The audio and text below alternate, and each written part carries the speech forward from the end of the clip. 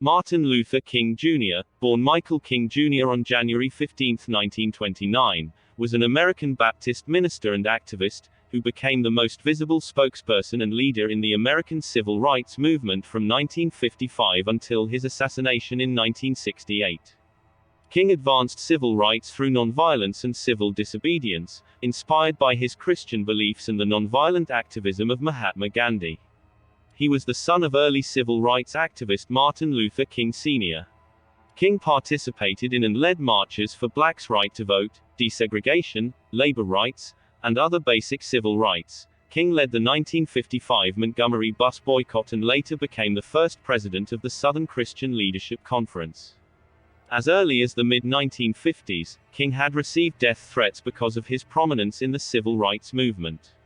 He had confronted the risk of death, including a nearly fatal stabbing.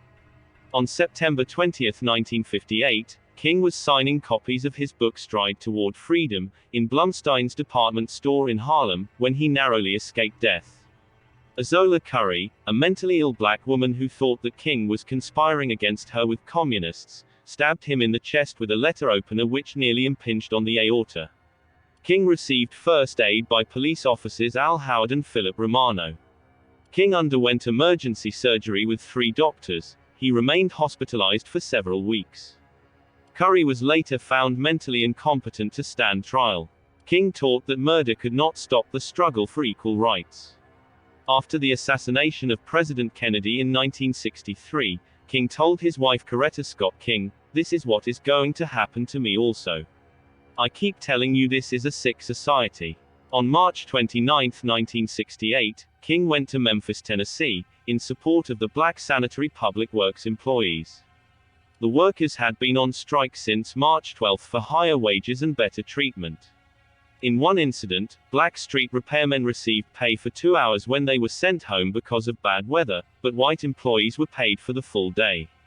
On April 3, King addressed a rally and delivered his "I've Been to the Mountaintop Address" at Mason Temple, the world headquarters of the Church of God in Christ. King's flight to Memphis had been delayed by a bomb threat against his plane. In the prophetic peroration of the last speech of his life, in reference to the bomb threat, King said the following: "And then I got to Memphis. And some began to say the threats, or talk about the threats that were out. What would happen to me from some of our sick white brothers? Well, I don't know what will happen now. We've got some difficult days ahead. But it doesn't matter with me now. Because I've been to the mountaintop. And I don't mind. Like anybody, I would like to live a long life. Longevity has its place. But I'm not concerned about that now. I just want to do God's will. And He's allowed me to go up to the mountain. And I've looked over. And I've seen the promised land. I may not get there with you. But I want you to know tonight, that we as a people, will get to the promised land. So I'm happy, tonight. I'm not worried about anything. I'm not fearing any man. Mine eyes have seen the glory of the coming of the Lord." On Thursday, April 4, 1968, King was staying in room 306 at the Lorraine Motel in Memphis. The motel was owned by businessman Walter Bailey and was named after his wife. Reverend Ralph Abernathy, a colleague and friend, later told the House Select Committee on Assassinations, that he and King had stayed in room 306 at the Lorraine Motel so often, that it was known as the King-Abernathy Suite. According to biographer Taylor Branch, King's last words were to musician Ben Branch, who was scheduled to perform that night at a planned event. King said, "Ben, make sure you play Take My Hand Precious Lord, in the meeting tonight. Play it real pretty." According to Rev Samuel Kiles, who was standing several feet away, King was leaning over the balcony railing in front of room 306 and was speaking with Rev Jesse Jackson when the shot rang out. King was struck in the face at 6:01 p.m. by a single .30-06 bullet fired from a Remington Model 760 rifle. The bullet entered through King's right cheek, breaking his jaw and several vertebrae as it traveled down his spinal cord, severing his jugular vein and major arteries in the process, before lodging in his shoulder. The force of the shot ripped King's necktie off, then King fell backward onto the balcony, unconscious. Abernathy heard the shot from inside the motel room and ran to the balcony to find King on the deck, bleeding profusely from the wound in his cheek. Jesse Jackson stated after the shooting that he cradled King's head as King lay on the balcony, but this account was disputed by other colleagues of King. Jackson later changed his statement to say that he had reached out for King. Andrew Young, a colleague from the Southern Christian Leadership Conference, first believed King was dead, but found he still had a pulse. King was rushed to St. Joseph's Hospital, where doctors opened his chest and performed cardiopulmonary resuscitation. He never regained consciousness and died at 7:05 p.m. According to Branch, King's autopsy revealed that his heart was in the condition of a 60-year-old man rather than that of a 39-year-old such as King, which Branch attributed to the stress of King's 13 years in the civil rights movement. Shortly after the shot was fired, witnesses saw a man, later believed to be James Earl Ray, fleeing from a rooming house across the street from the Lorraine Motel. Ray had been renting a room in the boarding house. The FBI investigation found fingerprints on various objects left in the bathroom from which the gunfire had come. Evidence included a Remington Gamermaster rifle from which at least one shot had been fired. The fingerprints were traced to escaped convict Ray. 2 months after assassinating King, Ray was captured at London's Heathrow Airport while he was trying to depart the United Kingdom for Angola, Rhodesia, or apartheid South Africa on a false Canadian passport, in the name of Ramon George Sneed. Ray was quickly extradited to Tennessee and charged with King's murder. Ray confessed to the assassination on March 10, 1969.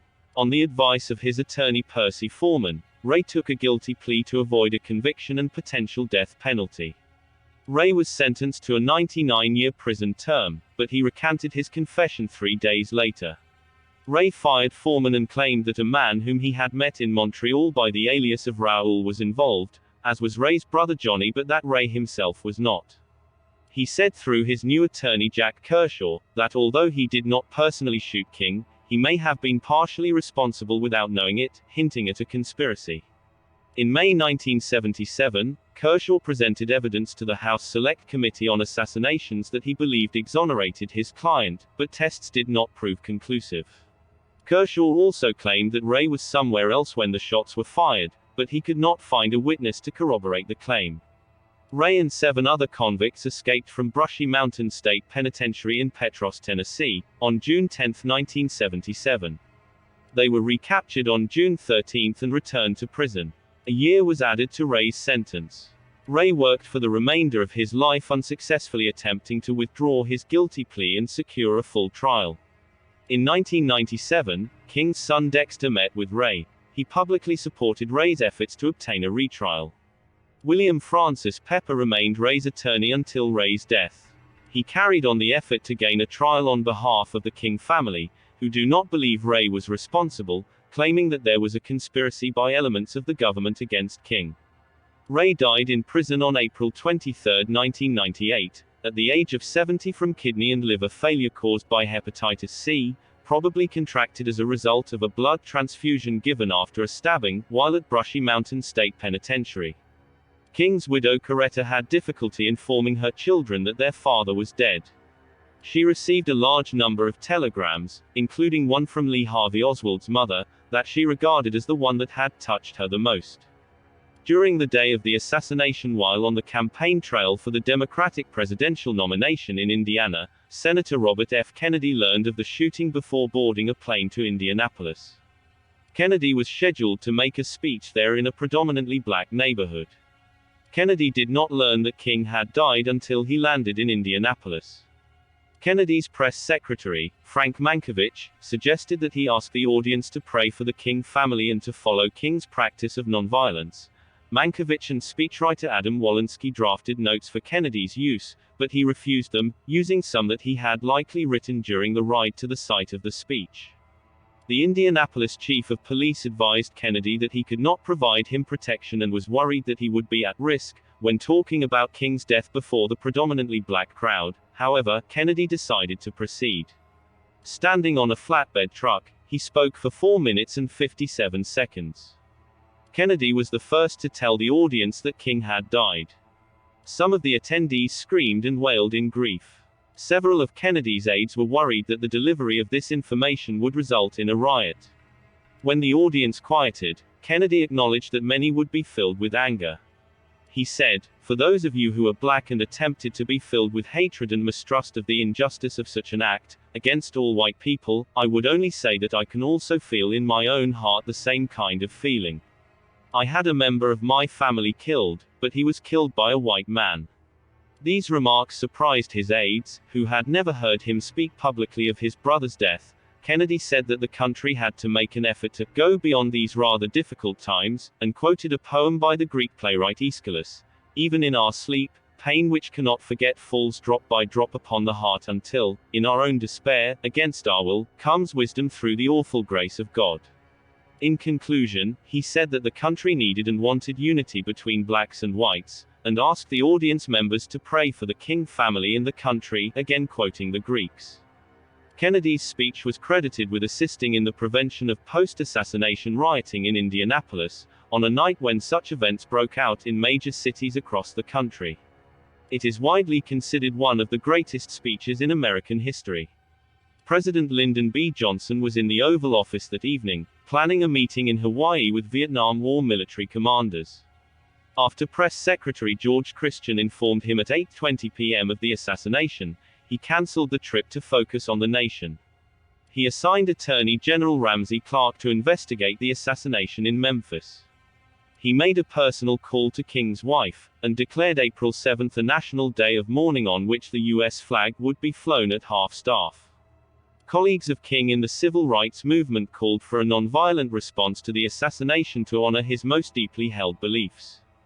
James Farmer Jr. said, "Dr. King would be greatly distressed to find that his blood had triggered off bloodshed and disorder. I think instead the nation should be quiet, black and white.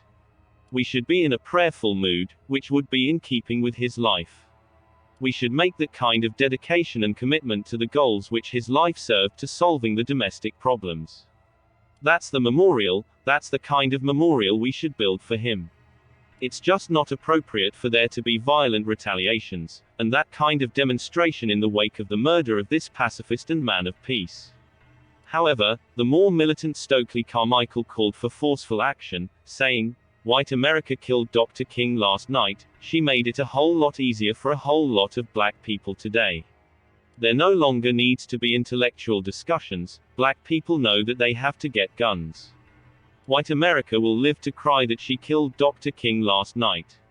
It would have been better if she had killed Rap Brown and or Stokely Carmichael, but when she killed Dr. King, she lost."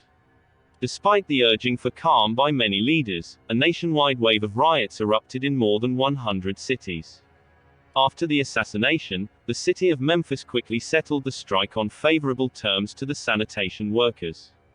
On April 8, King's widow Coretta Scott King and her 4 young children led a crowd estimated at 40,000 in a silent march through the streets of Memphis to honor Dr. King, and support the cause of the city's black sanitation workers.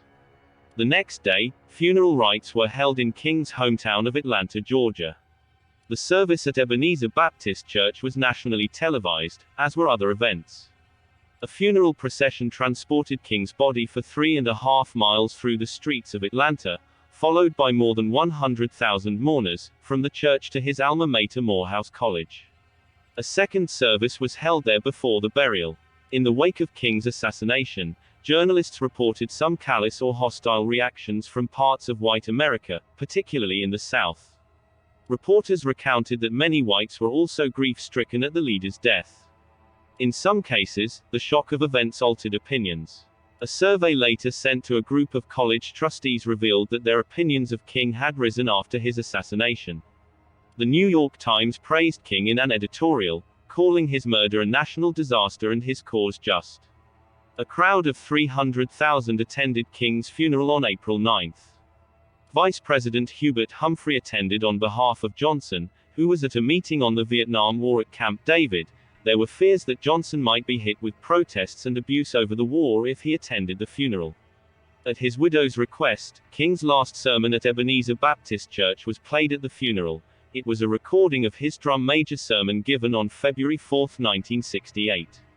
In that sermon, he asked that, at his funeral, no mention of his awards and honors be made, but that it be said he tried to feed the hungry, clothe the naked, be right on the Vietnam War question, and love and serve humanity.